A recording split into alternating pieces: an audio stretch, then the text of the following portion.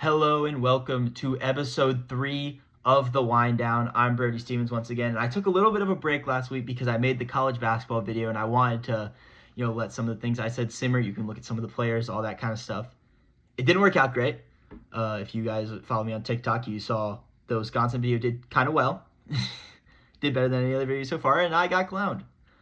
But today I want to take a break from that, and as the NBA season comes to a close, I want to talk about award season. But before we get into the NBA and who I think is going to win these 5 main awards, I want to start by talking about the World Figure Skating Championship that took place this week. I watched it.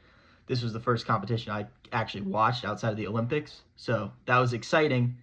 And it was great. Highlights: Malinin got first place in the men's, both short program and free skate, totaled 329.4, which is 23 points better than second place. He absolutely dominated. He said he was going to go for revenge, and that's exactly what he did.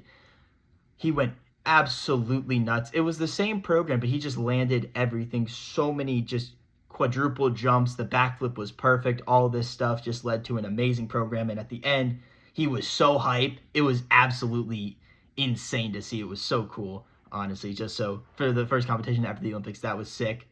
I love to keep the tabs on the U.S. As you know, Elisa Leo did not compete this year, but Isabel and Amber still did.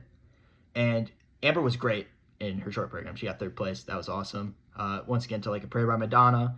She did really good in that. Unfortunately, still third place, but that's still a medal. You still got to feel good about that. Isabel got fourth in the short program, and then in the free skate got fourth again as well. She had one fall in the very beginning of her program, but other than that, she was flawless in the free skate. Really disappointing. You could kind of tell she was like, that screwed me up. You could kind of see it in her reaction to the placements. But then, unfortunately, Amber, as I've learned, it's been a very up and down season for her. It just nothing was on command for her there. She had a couple of falls, but I know the people still absolutely love her. I'm still such a fan. She's going to bounce back from this next season. She's going to be absolutely amazing. She finishes in 6th place. It's unfortunate, but the main thing I want to talk about as someone who has been looking at the figure skating sphere now for the last couple of weeks is how much people love Kaori Sakamoto. They adore her. She is the same age, like around the same age as Amber, but these people love her so much because she's retiring at the end of this season. So this was her last competition, her swan song, if you get that phrase, and she was brilliant. I watched her short program. Her short program was amazing. It was beautiful. She was so happy at the end of it, but her free skate was something completely different. Just so much grace, and everyone was cheering. They were giving standing ovations to her. The people loved her. She needed about a 150 to get first in the free skate, and she got that. And her excitement just immediately after finding out she got first was awesome. She jumped off the couch, just started jumping for joy. It was amazing. So happy for her. She gets to go out on top, which is maybe the coolest thing you can do in any sport. And the gala just finished this morning, and she got this standing ovation from the entire crowd. The announcer celebrated her. It was really beautiful to see. She was in tears, obviously. As we're going to transition from figure skating to the NBA, I do want to say, if LeBron doesn't get this, I'm going to be pissed. LeBron needs all of this kind of love, if not even more. But she's 25, about to turn 26, and she's retiring. I still need to learn more about that in figure skating, so if anyone can tell me what that's like, please do. I don't know why they retire so young. Hopefully Amber doesn't retire. That'd be really disappointing. But yeah, she's going to be a coach now, I heard, so that'll be exciting. But it was a really fun time. Glad I watched it. Can't wait for next season. And hopefully Alyssa competes. We'll also talk about Stars on Ice and stuff like that. Sorry, Elisa. But now, after that, let's talk about the gala performance. Isabel was brilliant. Whatever she was wearing was awesome looking. It was sick. Really good performance. Super fun. Malinin with one of the cleanest backflips I've ever seen. But his galas are weird. Like, how do you go from NF to Youngblood? It's kind of weird to me. I don't really understand the vibe switch there, but it was still fun. Again, the flip was nuts. I don't know. If he throws a front flip in, I don't know if that's banned or not. If he does that in the future, that'd be insane. But now we can actually transition to the NBA. And we're just going to get straight into award season. The season's coming down here. It's very close in the West. The Thunder are your 1 seed right now, right next to the Spurs, but the Spurs are only 2 games back, and I know what the NBA rankings are. These are not their rankings. These are my rankings. While they might be close, these are my own opinion. So we're just going to jump straight into the biggest award, and that is who do I think will be your 2026 NBA MVP? And with my friends, this is a huge debate, and they're not going to like this, but I still think it's Shai Gilgeous-Alexander. I know Luka's been on a tear, and we're going to talk about him after this, but Shai has been absolutely phenomenal the entire season. He's averaging 31 points, 4 rebounds, 6 assists, 55% from the field. As a point guard in the NBA, 38% from 3, but that 55% is absolutely nuts. Also, on a team with such amazing defenders, he's still a very good defender. Some people don't really care about his defense as much, but he is, a phenomenal defender. Like, if he was on any other team, it'd be widely recognized. You talk about Luka Doncic for steals, he also gets a shit ton of steals. And he's been amazing. He is the most unguardable player in the NBA, I swear. You cannot stop him. He is getting at least 20 every single night. There is no holding him back. It is insane to watch. I know people hate the foul baiting, but how can you stop? The man gets to his spots so well. He's such an elegant mid-range shooter. He can hit the threes. He doesn't shoot them that much, and in the paint, he is phenomenal. So I know Shai has a bad rap, but man, this guy can just flat out play basketball, and it's amazing to watch. But the guy I think is going to come in second is the aforementioned Luka Doncic. Has been phenomenal the last 3 weeks. He's been very good all season, but the Lakers have had their ups and downs, which has hurt his MVP case. But as they are soaring back and they are winning so many more games in the last month or two, Luka has been the main focus of that. He's still not a very good defender. I would call him a bad defender. That's just me. But he's still averaging 34, 8, and 8, 48% of the field, 36% from 3, and the Lakers have moved up to the 3 seed in the West. They've been fantastic. Everything's clicking now for them, which is great. LeBron's kind of accepted that he's not the guy anymore. He's not the one guy. He's not the two guy. And he's playing his role much better, and it's helping the team as a whole. And Luka has been fantastic offensively. He can do whatever he wants. He's been able to do whatever he wants on the court. But outside of the MVP, I don't know if this team can really win a ring. Once again, Marcus Smart. Their defense has been a lot better in the last 2 months, and that's a lot because of Marcus Smart. He's been fantastic for them, but I still don't know if they have enough defense to win a 7-game series. DeAndre Ayton and those guys scare me a lot if I'm looking at them. But those guys, I think, are going to be your top 2. I know Wemby's in the number 1. We'll talk to him for another award. You obviously know which one that's going to be, but he's been fantastic. I just think, he's a little too young. He's not doing as much offensively as the other guys, so, just kind of have that going, and he'll have it in the future. But right now, Shai Gilgeous-Alexander, in my opinion, is going to win back-to-back MVPs. And if I'm wrong, come back to this and flame me. It's already happened once. I can take it. Don't worry. But let's just jump straight into Defensive Player of the Year. I think this is a one-person race, but I will still mention a second person. I just don't have as much to say about them, and that is Victor Wembanyama. He's going to win this. He's filling the games requirement. If every year he got the games requirement, he would have won last year and the year before this. The guy is just an absurd defender. First of all, he's averaged 3 blocks a game every year. He's averaging it this year with a steal as well. But not even just looking at the counting stats, the teams are scared to go in the paint against him. He's 7'4". He's freakishly long. He's got great anticipation in the post. The guy's a monster. They do not want to. Pairing this with a guy like Stephon Castle, who's another great defender, could be an all-defensive team guy this year. But you have to get past him, and then Wemby in the paint, you're settling for a floater most of that time. You're settling for floater, mid-range shot, because you don't want to just go into the paint and try and face up against this 7'4" freak of nature who's going to just absorb every single shot. He had 7 blocks a couple days ago. He's insane. He recorded a 5x5 his rookie year. I know we're talking about this season, but the guy has the potential to do crazy things on defense. His opponent field goal percentage, as I just looked up, was 38% from the field, which is absolutely nuts. So you do not score when guarded by him. I think it's like low 50s in the paint exclusively, which for the paint, that probably sounds really good, but you're expected to shoot like 60 to 65% from the paint just on those kind of attempts. So him holding them to that low of a number is at the very top of the rankings. It's insane. He's a monster. He's going to win this. But if we have to talk about anyone else, I'd probably talk about Chet, who kind of does the same thing. He's the low post defender for the Thunder, but he is, in my opinion, the anchor of that Thunder team defensively. Obviously, you have guys like Caruso and Cason Wallace who are absolutely phenomenal defenders, but he is holding down the paint for that team. Another great shot blocker, rounding up to about 2 blocks per game, only half a steal, but you can't just look at the counting stats here. You have to look at an actual impact on the court, and his impact is absolutely insane. Very good player. He's a little corny in my opinion, but that doesn't take away from his skill on the court, which is very good.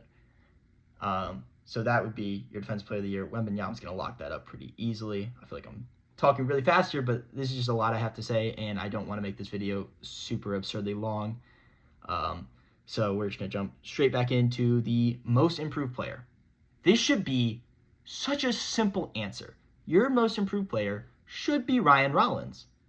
It shouldn't be a debate. I know Nickeil Alexander-Walker's having a great year, and we will talk about him later because he is the second option, but Ryan Rollins is doing crazy stuff. Literally, he comes and joins the Bucks last season at the second half of the year. He's not even there the first year. He was on the G League. He was in the G League before that. And he just came in, and he played pretty well for them, but he was still like, 6 point per game scorer, I'm pretty sure, last year in total. So nothing crazy, but he comes in this year, and he has a 10-plus point per game jump. He's averaging, I think, 16 points per game on the season. He is one of the main ball handlers of this Bucks team who, yes, they are very bad. They are a terrible team. You can see I got the hoodie, so if anyone can tell you how bad this team has been, it's me. But he has been a bright star. He started out pretty good defensively. He's kind of lost that defensive edge as he's gotten more of an offensive burden. But this is what most improved players about.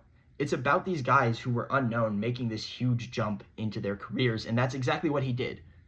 And I know Nickeil Alexander-Walker, I'm looking at, he had an 11 point per game jump. It was fantastic. He's averaging 20 right now, and he's a good defender, and he's helping the Hawks be a great team in Young's absence, but he was already a known good player. He was great last year. He wasn't this good, but he was still great. I just don't think it should be a debate. What Rollins doing is what most improved player was about. He is doing nothing. He got cut from the Wizards last year. Do you understand? It's the Wizards. The Wizards are just, they do this, and he got cut by them. And then he comes to the Bucks and he becomes such a better player, and he's going to be a good player for this team for a very long time. And if you don't reward him with the most improved player, I'm beginning to question what this is about. You know, it's been such a weird award. Ja Morant got it. If you are a top 5 pick, I don't think you should ever get the most improved player award because you were expected to do this. Unless you are Anthony Bennett and you somehow have a 15 point per game jump or something crazy like that, which he never had. But unless you were really bad as a top 5 pick and you jumped to something crazy, you shouldn't get it. It's been such a weird award, and I have so many thoughts on this. But if this doesn't go to Ryan Rollins, I truly think this is an absolute travesty. This should be locked and sealed, just like the Defensive Player of the Year for Wemby.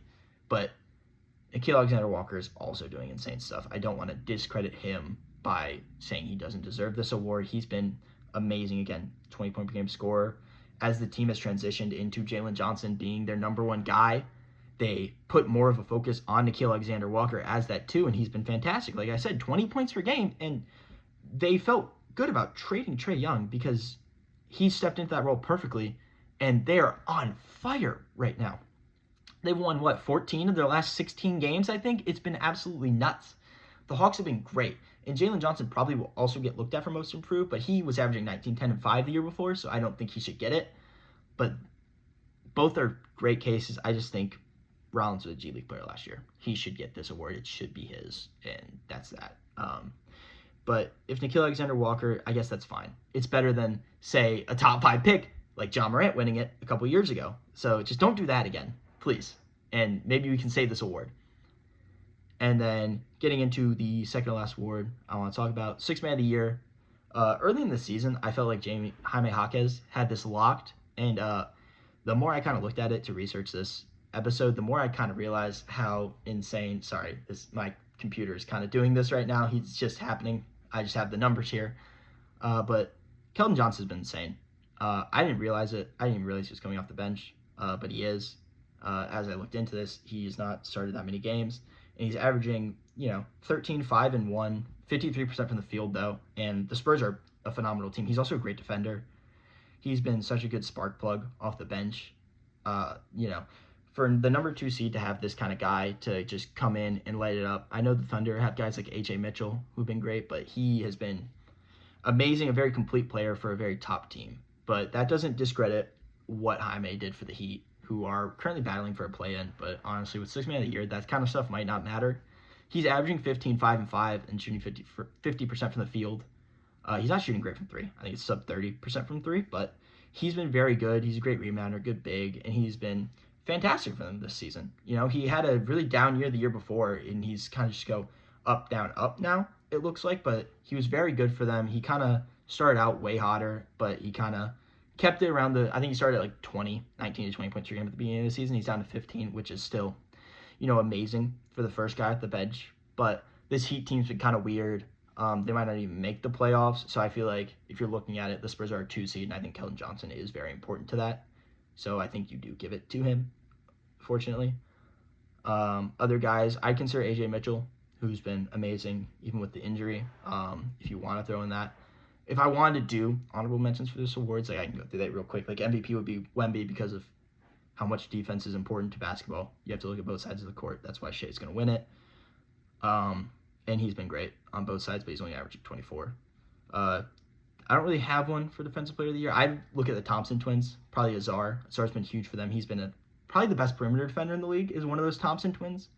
Casey Wallace has also been fantastic, but, just another great guy. MIP, you could talk about Jalen Johnson, probably. I love Jalen Johnson. I'm such a big Jalen Johnson guy. I've been a fan of him since college, and he's been phenomenal this year. He's the number one guy on this Hawks team who is about to be the 5th seed, which is because the East is weird, but he's been fantastic. He's going to be I can see him being All-NBA second team. He'll probably be the 3rd team, but I would not be surprised if you see Jalen Johnson at All-NBA second team.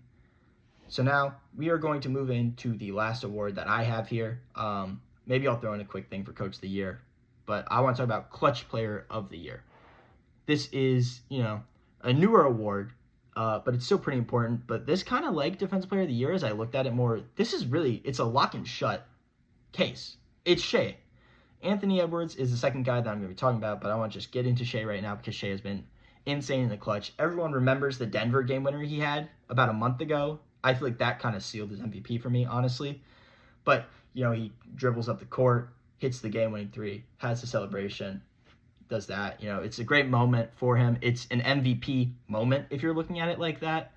But he is averaging 9 points per game in the clutch, and he has the most points in total in the clutch this season. Even though the Thunder have been the 1 seed, still he has been super clutch for them. So you can't really say he's not valuable to that team because they probably lose a lot of these clutch games without Shea. He has been so good. Averaging above 50% from the field in the clutch. He has been fantastic. And he just has this ability to take over games in these moments. Unlike guys like Jokic and Luka, who Luka at one point didn't take clutch shots at all because the Lakers weren't getting in that scenario. But Jokic, that team has just been terrible in the clutch. These guys are great, but that's not how Clutch Player of the Year really works because your second guy is Anthony Edwards. And his case for this, he is averaging 3 less points per game. He's only at 6.2, but it's fine. It's great. He's been playing really good, but what the absurd stat is in this clutch, he's shooting 71% from the field. That's insane. He's making 70% of his shots in the clutch. He's just absolutely drilling everything. Like, holy cow. 70% of the field is nuts anywhere. If you're shooting from the rim, that's insane. If you're shooting it from 3, you're the greatest player to ever live. Shooting from the clutch is amazing, and that'll be huge for them in the playoffs as the Timberwolves have kind of also had this very up and down season that has been very weird. But wow, this is so good. You just can't ignore how good Shea has been in the clutch time this season. So just looking at that, I think you have to give that to Shea as just the 9 points per game is nuts. And he will join past winners like De'Aaron Fox as in this award, and I think Steph Curry was the other one. It's a fun group. A little weird that Fox is there, but, it's a great time. It's super fun. I almost forgot to talk about the Rookie of the Year race. I can't believe that because this is the closest race that we have, and I almost completely forgot to talk about it. That's insane. This is very close. Like I said, I'm gonna keep going by top 2s. So I think it's just my number 1, Cooper Flag. Cooper Flag started out the year pretty rough, which is opposing to Con Knipple, who had a very hot start to the year and has just been consistent throughout the year. But what I think with Cooper Flag that makes him deserve this is he is doing everything for this Dallas Mavericks team.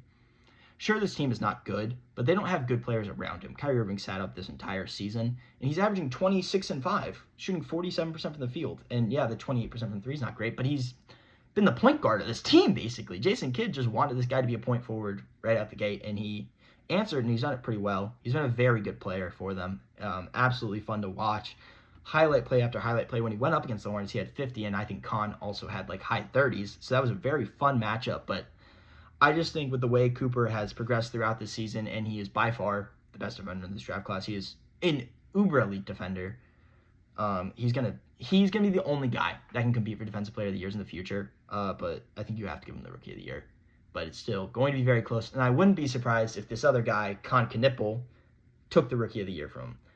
Con Knipple is doing things that Klay Thompson and Steph Curry did from three. He is an absolutely elite shooter, and he has been such a big reason for the Hornets and why they have gotten to this position where they are now, where they are competing for the 6th seed. They are one game back from the 6th and 5th seed. Like, they are going to make the playoffs for the first time in so long. They've made the play-in 2020 and 2021, but they didn't make the playoffs. This could be their first playoff appearance in forever. And Con Knipple's a huge part of that. Obviously, LaMelo and Brandon have been great, but LaMelo has needed this kind of shooter by him this entire time. LaMelo is such a good passer, and he's a very good player if he's not the most efficient, but he's going to be a great passer no matter what. And him and his ability to find Con Knipple on these threes has been absolutely insane. I think Con is shooting about 43% from three on the season, which is insane for a rookie. You don't really see that a lot. And he's also a pretty good ball handler. He can finish at the rim very well. He's another one of those complete players. He's not the best defender, but I'd say he's average. He's been very good in his role. And just, you don't see shooters like this. Like, again, I think he has the most threes made now in the entire NBA for rookies, like, ever. I think it was Keegan Murray before him, but it's him now, and he was doing it way before the season was over. He's been fantastic. The Hornets have been so good. I know a lot of my friends are going to want me to talk more about the Hornets, but I think as we get to the playoffs, I'll talk about them more because they are a super fun team. But Con Knipple has been amazing. I would not be upset at all if they gave him the Rookie of the Year, but me personally, I think it should be Cooper Flagg. And then for an honorable mention, I want to talk about VJ Edgecombe because I love VJ Edgecombe. The guy's been a monster. Holy shit is the only thing I can say about his athleticism because he soars so high for rebounds, dunks, all these different things. I mean, he did kick a lady in the face a little bit ago, but we don't have to talk too much about that. It happens.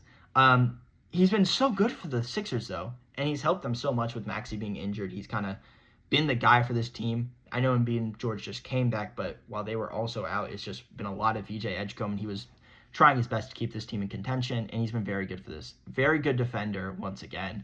Great shot blocker, elite athleticism. His three-point shot is actually way better than I expected it to be. I was expecting him to be like a 30% shooter, and he's been way better than that. So, yeah, he's been great. I just wanted to shout him out real quick because I am such a big fan of him. But that has been my picks for the MVPs and all these awards. Obviously, this has been a great episode. I love talking about basketball. That's why I only wanted to do award season, because I have so many other thoughts about basketball that I can put into other videos.